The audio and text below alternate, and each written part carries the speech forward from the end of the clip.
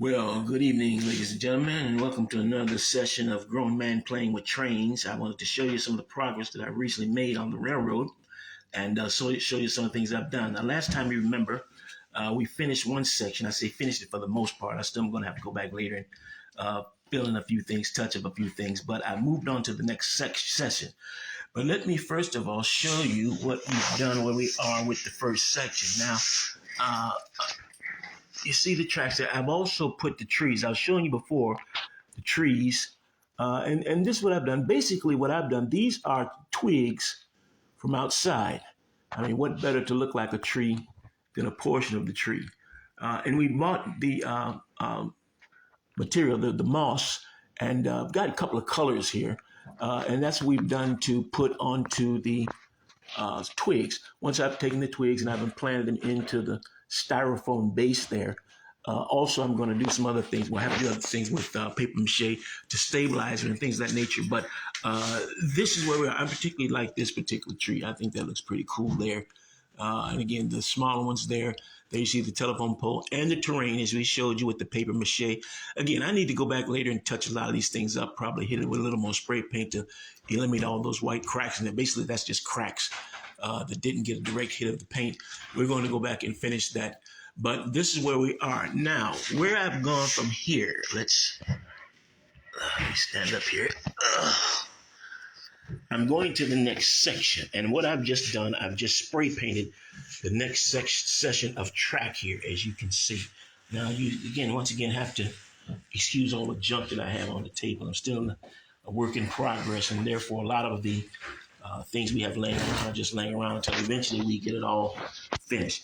But this is what I've done. You will notice near the switch points, those two areas right there, I did not spray it. Now, the reason why I'll do that, I'm going to do that later, is because I don't want the slide bars to stick. Right, look at there. See that? I can go back and forth freely. Slide bar, same here, slide bar. Go back. Because if I paint that, it might stick. And if it sticks, it's going to be a whole lot to get it unstuck. And, I may even throw the rails out of alignment, the slide bars out of alignment. So I don't want to do that. So I'm going to go back to that later once I have begin to ballast it. So it's now ready for ballasting, which is what I'm going to do next. Matter of fact, it's still drying. I'm going to give it a day before I start doing that. But I've done a combination of prime red and black. And that's why you see the various shades in there. Prime red, and black. That's the colors that I've used there. In fact, here you go. This is what I have here. That's the flat black there, again, spray paint. And this is prime red. Spray paint right there. So those are the primes that I'm using. Just simply spraying the tracks and doing what needs to be done. And so this is where we are. Of course, we're going to go through the process again. Let's look back on what we've already done.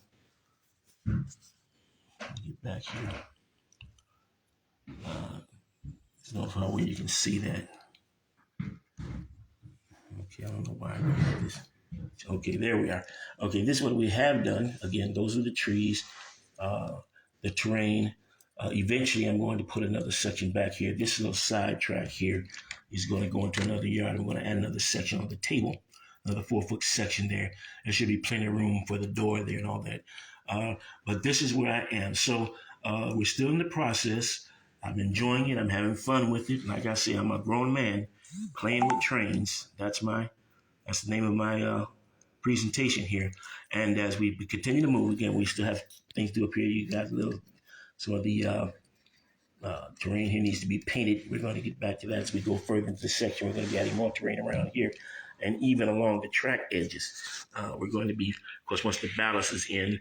And I've been looking at various railroads, crossing tracks and see what it looks like to just look down the track. And I see that there are some that are full of trees and shrubs, other areas that are not so much. And I think I'm probably going to have a lot of trees and shrubs all the way down until we get to the next section down there. And